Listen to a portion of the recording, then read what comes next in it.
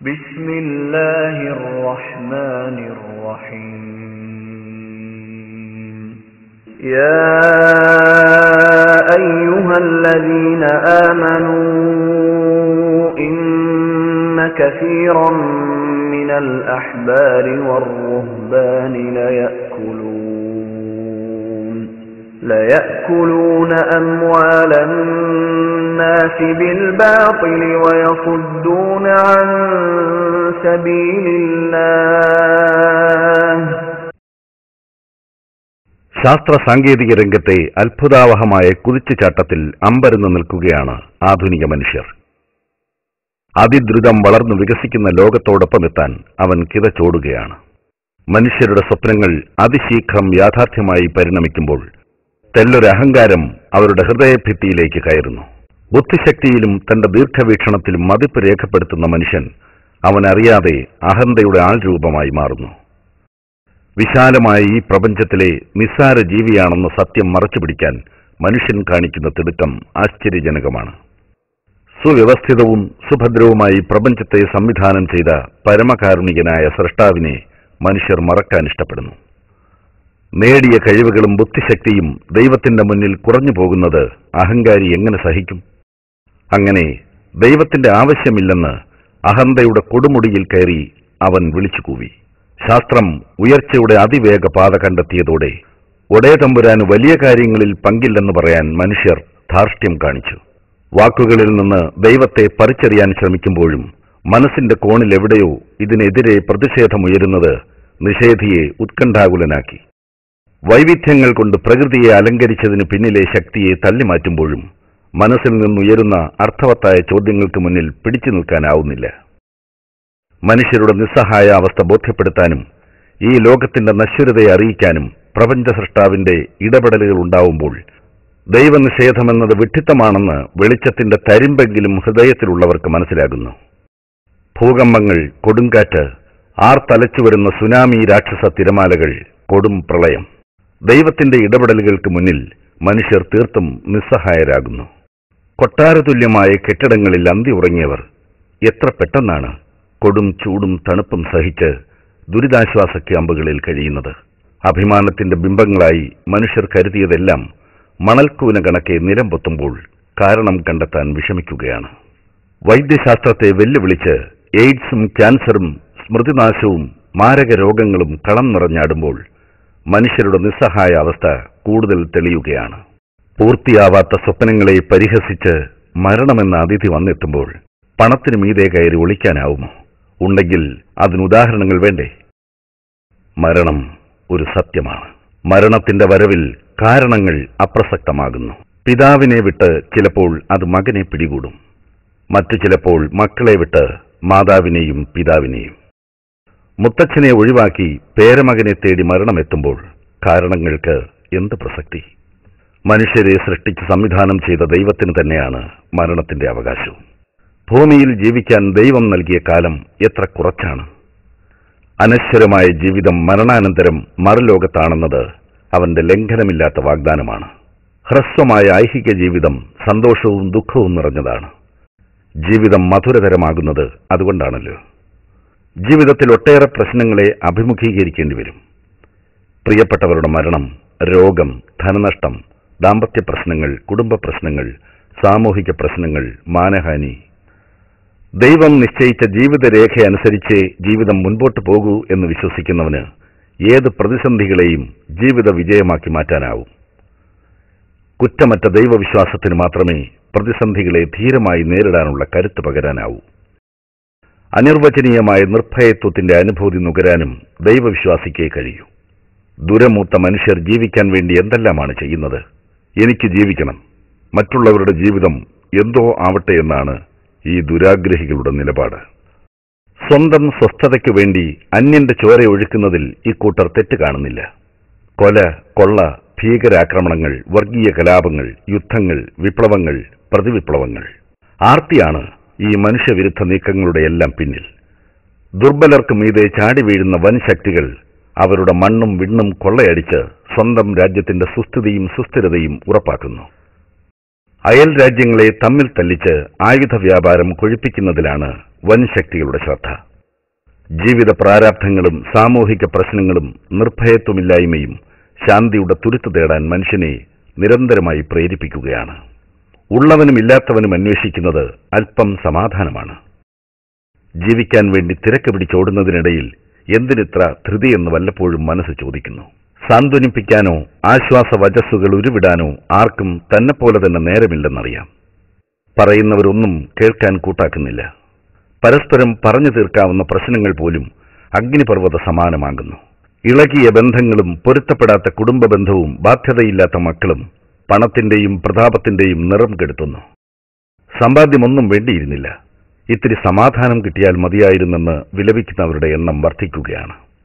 മദ്യവും മയക്കുമരുന്നും വ്യഭിചാരവും പരിധിവിട്ട ബന്ധങ്ങളും വില്ലനായി വന്നെത്തുന്നത് ഈ വിലാപം സൃഷ്ടിക്കുന്ന ശൂന്യതയിലേക്കാണ്. താൽക്കാലികമായി ലഭിക്കുന്ന അനുഭൂതി വഴിവിട്ട ജീവിതത്തിന് എല്ലാം തകർന്നവനെ കൂടുതൽ പ്രേരിപ്പിക്കുന്നു. എല്ലാം തുലയാൻ പിന്നീട് അധികമൊന്നും കാത്തിരിക്കേണ്ടി വരില്ല.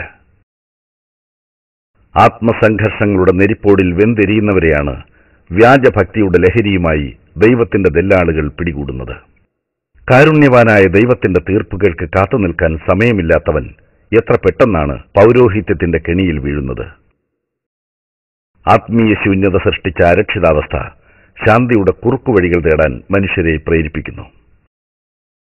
കൺസ്യൂമർ കൾച്ചർ എന്ന ഉപഭോഗ ജ്വരം വ്യാപകമായി പടർന്നതോടെയാണ് വ്യാജ ആത്മീയ വാണിഭക്കാർ മലയാള മണ്ണിൽ വർദ്ധിക്കാൻ തുടങ്ങിയത്. കച്ചവടത്തിന് എന്ത് മതം? വ്യാജ ആത്മീയ വ്യാപാരത്തിൽ സർവ്വമതങ്ങളുടെയും പേരുകൾ ദുരുപയോഗം ചെയ്യുന്നു. മനസ്സിന്റെ ഭാരം കാരുണ്യവാനായ ദൈവത്തിൽ ഇറക്കിവെക്കാനും അവനിൽ ഭരമേൽപ്പിക്കുവാനും തയ്യാറില്ലാതെ അധമരാകുന്നവരുടെ ദുർഗതിയോർത്ത് വിലപിക്കാനേ നിവൃത്തിയുള്ളൂ. ഉന്നത വിദ്യാഭ്യാസമോ ബിരുദ കടലാസുകളോ അത്യാചാരങ്ങളെ ചെറുക്കുന്നവയായി മാറുന്നില്ല. ദൈവത്തിൽ നിന്ന് പിടിവിട്ട മനുഷ്യർ ദൈവത്തിന്റെ സൃഷ്ടികളുടെ മുൻപിൽ സാഷ്ടാംഗം ചെയ്ത് അധമത്വം വിലയ്ക്ക് വാങ്ങുന്നു. നിസ്സഹായരായ ദൈവത്തിന്റെ സൃഷ്ടികളോട് സഹായാർത്ഥന നടത്തുന്നത് എത്ര വിവരക്കേടാണ്. ശവകുടീര പൂജ എങ്ങും വ്യാപകമാണ്. വ്യാജ ശവകുടീര നിർമ്മിതി യുക്തിയുടെ സർവ്വ അളവുകോലുകളെയും നന്നായി കളിയാക്കുന്നു. പ്രമാണങ്ങളെ പുറന്തള്ളുകയും ചെയ്യുന്നു. ശവകുടീര വ്യവസായം ഏത് സാമ്പത്തിക പ്രതിസന്ധിയെയും അതിജയിക്കുമെന്ന് പുരോഹിത വ്യവസായികൾ തിരിച്ചറിഞ്ഞിരിക്കുന്നു. മുതൽ മുടക്കില്ലാതെ കോടികൾ കൊയ്യുന്ന കൺകെട്ട് വിദ്യ ശവകുടീര വ്യാപാരമല്ലാതെ മറ്റെന്തുണ്ട്? കല്ലും മുള്ളും മരവും അജ്ഞാത ശവങ്ങളും മൺകൂനകളും ഭ്രാന്തന്മാരും കോർപ്പറേറ്റുകൾ സ്പോൺസർ ചെയ്യുന്ന ഹൈടെക് ആത്മീയ വാണിഭക്കാരുമെല്ലാം ആത്മീയ ശൂന്യത ചൂഷണം ചെയ്യുന്ന കാലമാണിത്. يا أيها الذين آمنوا إن كثيرا من الأحبار والرهبان ليأكلون أموال الناس بالباطل ويصدون عن سبيل الله. സത്യവിശ്വാസികളെ, പണ്ഡിതന്മാരിലും പുരോഹിതന്മാരിലും പെട്ട ധാരാളം പേർ ജനങ്ങളുടെ ധനം അന്യായമായി തിന്നുകയും അള്ളാഹുവിന്റെ മാർഗത്തിൽ നിന്നും അവരെ തടയുകയും ചെയ്യുന്നു. ഖബറുകൾ കെട്ടിപ്പൊക്കുന്നതും കുമ്മായമിടുന്നതും അവിടെ വിളക്ക് വയ്ക്കുന്നതുമെല്ലാം മതം വ്യക്തമായി നിരോധിച്ചിട്ടുള്ളതാണ്. എന്നിട്ടും പൗരോഹിത്യത്തിന്റെ വ്യാജ ഫത്വകളുടെ പിൻബലത്തിൽ ഈ അധർമ്മം വ്യാപകമായി അരങ്ങേറുകയും അതിന്റെ മറവിൽ മഖ്ബറ വ്യവസായം അരങ്ങ് തകർക്കുകയും ചെയ്യുന്നു. മാർക്കറ്റിംഗ് തന്ത്രങ്ങളുമായി വ്യക്തികേന്ദ്രിതമായ ബിംബവത്കരണം വ്യാപകമാണ്. ഒളി അജണ്ടകളുള്ളവർക്കെല്ലാം സാംസ്കാരിക പ്രവർത്തനത്തിന്റെയോ സാമൂഹ്യ ഇടപെടലിന്റെയോ ലേബലിൽ ആൾദൈവങ്ങൾ ഉണ്ടെന്നതാണ് നേര്. കപട ആത്മീയതയുടെ വ്യാപാരികളാണ് ലോകത്തിലെ ധനാഢ്യരുടെ പട്ടികയിൽ ഒന്നാമതായി സ്ഥാനം പിടിക്കുന്നത്. ഒട്ടുമിക്ക വ്യാജ ഭക്തി കേന്ദ്രങ്ങളും സെക്കുലർ ആത്മീയതയാണ് വിൽപ്പനയ്ക്ക് വച്ചിട്ടുള്ളത്. ഇവിടെ ജീവിക്കുന്ന മുഴുവൻ മനുഷ്യരുടെയും മൊത്തം രക്ഷ ഏറ്റെടുത്തുകൊണ്ട് ആത്മീയ വാണിഭക്കാർ നടത്തുന്ന ഇന്ദ്രജാല പ്രകടനത്തിൽ അഭ്യസ്തവിദ്യരുടെ തല്ലിക്കയറ്റം ആരെയും അത്ഭുതപ്പെടുത്തുകയാണ്. തങ്ങൾ ദൈവമായി കാണുന്നവരുടെ രോഗശാന്തിക്ക് വേണ്ടി ആരോട് പ്രാർത്ഥിക്കണം എന്ന് ചിന്തിക്കുന്ന അവസ്ഥയുണ്ടായിട്ട് പോലും വ്യാജ ആരാധ്യരുടെ ഭക്തന്മാർക്ക് യഥാർത്ഥ സൃഷ്ടാവിനെ കണ്ടെത്തുവാനും അവനെ മാത്രം ആരാധിക്കുവാനും കഴിയുന്നില്ല. ഇന്റർനെറ്റിലെ ആത്മീയ തട്ടിപ്പുകളിലും വഞ്ചിതരാകുന്നത് വിവരം കുറഞ്ഞവരല്ലല്ലോ.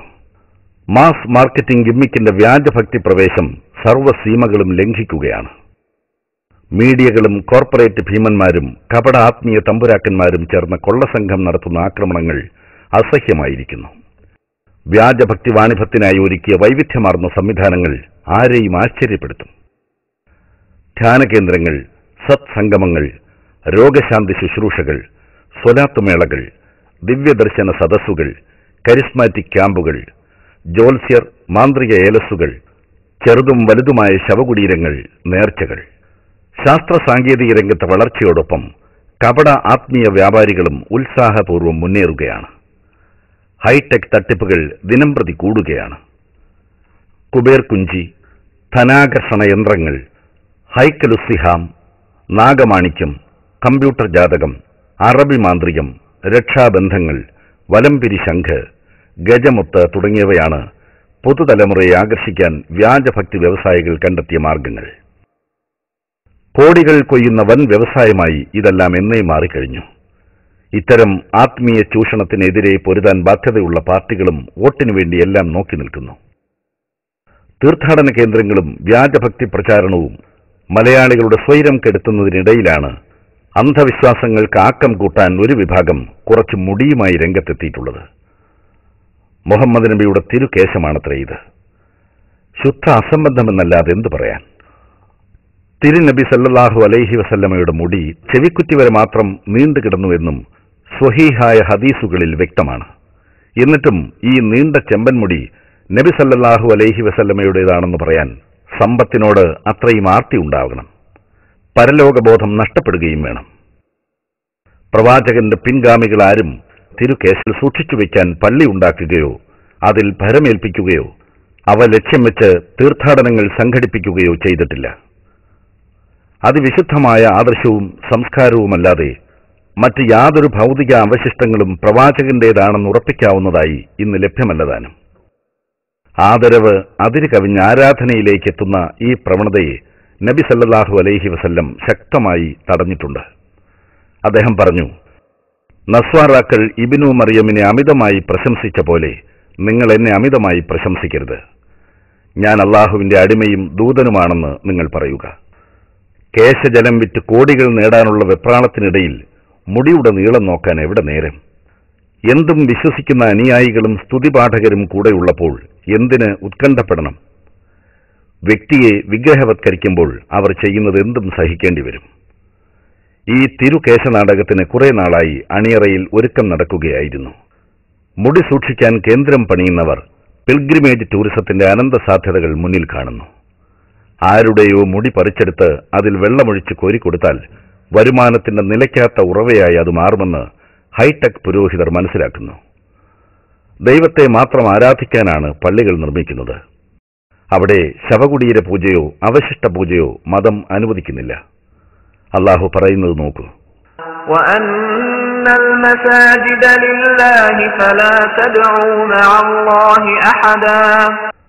പള്ളികൾ അള്ളാഹുവിനുള്ളതാകുന്നു. അതിനാൽ നിങ്ങൾ അള്ളാഹുവോടൊപ്പം ആരെയും വിളിച്ചു പ്രാർത്ഥിക്കരുത് എന്നും രണ്ടാം ഖലീഫ ഉമർ റളിയല്ലാഹു അൻഹുവിനോടൊപ്പമുള്ള യാത്രയിൽ പ്രവാചകൻ നമസ്കരിച്ച സ്ഥലത്ത് തന്നെ നമസ്കരിക്കണമെന്ന് നിർബന്ധം കാണിച്ച പ്രവാചക അനുയായികൾക്ക് ഉമർ റളിയല്ലാഹു അൻഹു നൽകിയ താക്കീത് ഏറെ ശ്രദ്ധേയമത്രേ. നിശ്ചയം വേദക്കാർ നശിച്ചത് തങ്ങളുടെ നബിമാരുടെ അവശിഷ്ടങ്ങൾ പിന്തുടരുകയും ആ സ്ഥലങ്ങൾ ആരാധന നടത്തുവാനുള്ള ചർച്ചുകളും മഠങ്ങളുമാക്കുകയും ചെയ്തതിനാൽ മാത്രമാണ്. നബി സല്ലല്ലാഹു അലൈഹി വസല്ലം നമസ്കരിച്ച ഒരു സ്ഥലത്തെത്തുമ്പോൾ ആർക്കെങ്കിലും നമസ്കാര സമയമായാൽ അവൻ നമസ്കരിക്കട്ടെ, അല്ലെങ്കിൽ അവൻ സ്ഥലം വിട്ടുകൊള്ളട്ടെ. പ്രവാചക സ്നേഹത്തിന്റെ മറവിൽ മനുഷ്യരെ ചൂഷണം ചെയ്യുന്നവർ അപരാധമാണ് കാണിക്കുന്നത്. പ്രവാചക കേശമെന്ന് പേരിട്ട് വല്ലവരുടെയും മുടി കുപ്പിയിലാക്കി മനുഷ്യരെ വിട്ടികളാക്കുന്നവർ മതത്തെ വികൃതമാക്കുകയാണ്. ഇതാണ് പ്രവാചക നിന്ദ. മുഹമ്മദ് നബിയോടുള്ള സ്നേഹം അവിടുത്തെ വിശുദ്ധമായ ജീവിതം പകർത്തിയാണ് പ്രകടിപ്പിക്കേണ്ടത്, ഇല്ലാത്ത മുടിയുടെ പേരിലുള്ള കോലാഹലങ്ങളിലൂടെയല്ല. പ്രവാചക കുടുംബത്തോടുള്ള സ്നേഹം പറഞ്ഞ് ശവകുടീര പൂജ നടത്തുന്ന ഷിയാക്കളുടെ പൈതൃകമാണ് ഈ മുടിവാണിഭക്കാർക്ക്. ഇറാനിലെ ഖുമ്മും നജഫും ഏറ്റവും വികൃതമായ ശവകുടീര പൂജ നടത്തുന്ന സ്ഥലങ്ങളാണ്. ദൈവത്തിൽ ഭരമേൽപ്പിക്കേണ്ട മനുഷ്യരെ വല്ല അവശിഷ്ടങ്ങളിലും ഭരമേൽപ്പിക്കാൻ പ്രേരിപ്പിക്കുന്നത് കൊടിയ പാതകമാണ്. ഈ തട്ടിപ്പിന് കൂട്ടുനിൽക്കാൻ ആർക്കാണാവുക?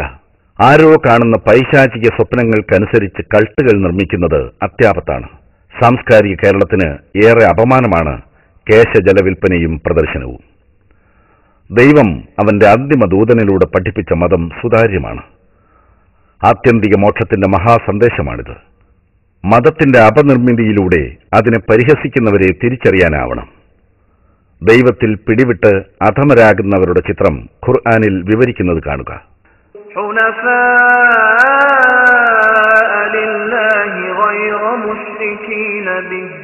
ومن يشرك بالله فكأنما خر من السماء فتخطفه الطير أو تهوي به الريح في مكان سحيق. അല്ലാഹുവിനോട് വല്ലവനും പങ്കുചേർക്കുന്ന പക്ഷം അവൻ ആകാശത്തു നിന്ന് വീണതുപോലെയാകുന്നു. അങ്ങനെ പക്ഷികൾ അവനെ റാഞ്ചിക്കൊണ്ടുപോകുന്നു. അല്ലെങ്കിൽ കാറ്റ് അവനെ വിദൂര സ്ഥലത്തേക്ക് കൊണ്ടുപോയി തള്ളുന്നു. മതത്തിന്റെ സൈദ്ധാന്തിക അടിത്തറയായ ഏകദൈവാരാധന നടത്തുന്നവർക്ക് ലഭിക്കുന്ന നിർഭയത്വം ഖുർആനിൽ വിവരിക്കുന്നത് നോക്കൂ. الذين آمنوا ولم يلبسوا إيمانهم بظلم أولئك لهم الأمن وهم مهتدون. വിശ്വസിക്കുകയും തങ്ങളുടെ വിശ്വാസത്തിൽ അന്യായം കൂട്ടിക്കലർത്താതിരിക്കുകയും ചെയ്തവരാരോ അവർക്കാണ് നിർഭയത്വമുള്ളത്. അവർ തന്നെയാണ് നേർമാർഗം പ്രാപിച്ചവർ. ദൈവത്തിന്റെ സൃഷ്ടികളിലോ ശവകുടീരങ്ങളിലോ അവശിഷ്ടങ്ങളിലോ അല്ല ഭരമേൽപ്പിക്കേണ്ടത്. പ്രപഞ്ചനാഥനായ ദൈവത്തിലാണ് ഏത് ഘട്ടത്തിലും മനുഷ്യർ ഭരമേൽപ്പിക്കേണ്ടത്. ഖുർആനിൽ പറയുന്നത് കേൾക്കൂ. തവക്കൽ അലല്ലാഹ് വകഫാ ബില്ലാഹി വകീലാ. അല്ലാഹുവേ, നീ ഭരമേൽപ്പിക്കുകയും ചെയ്യുക. കൈകാര്യകർത്താവായി അല്ലാഹു തന്നെ മതി. മനുഷ്യരെ കൃത്യമായി അറിയുന്ന കാരുണ്യവാനായ ദൈവത്തിൽ സർവവും സമർപ്പിക്കുമ്പോൾ ലഭിക്കുന്ന സ്വസ്ഥതയ്ക്കും സമാധാനത്തിനും അതിരുകളില്ല. ഇരു ലോകത്തും അവർക്ക് ലഭിക്കുന്ന അനർഘമായ ഐശ്വര്യത്തെക്കുറിച്ചുള്ള നബിവചനം എത്ര അർത്ഥവത്താണ്. നിങ്ങൾ അല്ലാഹുവിൽ പൂർണ്ണ ബോധ്യത്തോടെ ഭരമേൽപ്പിക്കുകയാണെങ്കിൽ പക്ഷിക്ക് ആഹാരം നൽകുന്നത് പോലെ നിങ്ങൾക്കും ആഹാരം നൽകും. അവ ഒട്ടിയ വയറുമായി രാവിലെ പുറപ്പെട്ട് വയറ് നിറഞ്ഞ നിലയിൽ വൈകുന്നേരം മടങ്ങിവരുന്നു. ദൈവേതര ശക്തികളിൽ ഭരമേൽപ്പിക്കുന്നതിന്റെ നിരർത്ഥകതയും അപകടവും ബോധ്യപ്പെടുത്തുന്ന പ്രവാചക വചനം ഹൃദയഭിത്തിയിൽ കുത്തിവയ്ക്കേണ്ടതുണ്ട്. ഒരാൾ ജ്യോത്സ്യനെ സമീപിച്ച് വല്ലതും തേടിയാൽ അയാളുടെ 40 രാവിലെ നമസ്കാരം സ്വീകരിക്കപ്പെടുകയില്ല. തീർച്ചയായും ശിർക്കൻ മന്ത്രങ്ങളും ഏലസുകളും ക്ഷുദ്രവിദ്യകളും ബഹുദൈവത്വമാകുന്നു. ജ്യോത്സ്യന്മാരെ സമീപിക്കാനും ശവകുടീര ആരാധന നടത്താനും അവശിഷ്ട പൂജയിൽ മുഴുകാനും ഉന്നത ബിരുദം പേറുന്നവരെ പോലും ഏറെ പ്രേരിപ്പിക്കുന്നത് ഇവയ്ക്കെല്ലാം അദൃശ്യമറിയുമെന്ന മൂഢധാരണയിലാണ്. അദൃശ്യം പ്രപഞ്ചനാഥനല്ലാതെ മറ്റാർക്കും അറിയില്ല, അവന്റെ ദൂതന്മാർക്ക് പോലും. ഖുർആനിൽ പറയുന്നത് നോക്കൂ. ഇന്നല്ലാഹ ഇൻദഹു ഇൽമുസ് സാഅതി വയുനസ്സിലുൽ ഗൈസ വയഅലമു മാ ഫിൽ അർഹാം വമാ തദ്രി നഫ്സും മാദാ തക്സിബു ഗദാൻ വമാ തദ്രി നഫ്സും ബിഅയ്യി അർദിൻ തമൂത് ഇന്നല്ലാഹ അലീമുൻ ഖബീർ. തീർച്ചയായും അല്ലാഹുവിന്റെ പക്കലാണ് അന്ത്യസമയത്തെ പറ്റിയുള്ള അറിവ്. അവൻ മഴ പെയ്യിക്കുന്നു. ഗർഭാശയങ്ങളിലുള്ളത് അവൻ അറിയുകയും ചെയ്യുന്നു. നാളെ താൻ എന്താണ് പ്രവർത്തിക്കുക എന്ന് ഒരാളും അറിയുകയില്ല. താൻ ഏത് നാട്ടിൽ വെച്ചാണ് മരിക്കുക എന്നും ഒരാളും അറിയുകയില്ല. തീർച്ചയായും അല്ലാഹു സർവജ്ഞനും സൂക്ഷ്മജ്ഞാനിയുമാകുന്നു. അന്തിമദൂതനായ മുഹമ്മദ് നബി സല്ലല്ലാഹു അലൈഹി വസല്ലമയ്ക്ക് പോലും അദൃശ്യം അറിയുകയില്ലെന്ന് ഖുർആൻ പ്രഖ്യാപിക്കുന്നു. ഖുൽ ലാ അംലികു ലിനഫ്സി നഫ്അൻ വലാ ദർറൻ ഇല്ലാ മാ ശാഅ അല്ലാഹ് വലൗ കുൻതു أعلم الغيب لاستكثرت من الخير وما مسني السوء إن أنا إلا نذير وبشير لقوم يؤمنون. നബിയേ, പറയുക, എന്റെ സ്വന്തം ദേഹത്തിന് തന്നെ ഉപകാരമോ ഉപദ്രവമോ വരുത്തൽ എന്റെ അധീനത്തിൽപ്പെട്ടതല്ല, അള്ളാഹു ഉദ്ദേശിച്ചതൊഴികെ. എനിക്ക് അദൃശ്യകാര്യം അറിയാമായിരുന്നുവെങ്കിൽ ഞാൻ ധാരാളം ഗുണം നേടിയെടുക്കുമായിരുന്നു. തിന്മ എന്നെ ബാധിക്കുകയുമില്ലായിരുന്നു. ഞാൻ ഒരു താക്കീതുകാരനും വിശ്വസിക്കുന്ന ജനങ്ങൾക്ക് സന്തോഷമറിയിക്കുന്നവനും മാത്രമാണ്.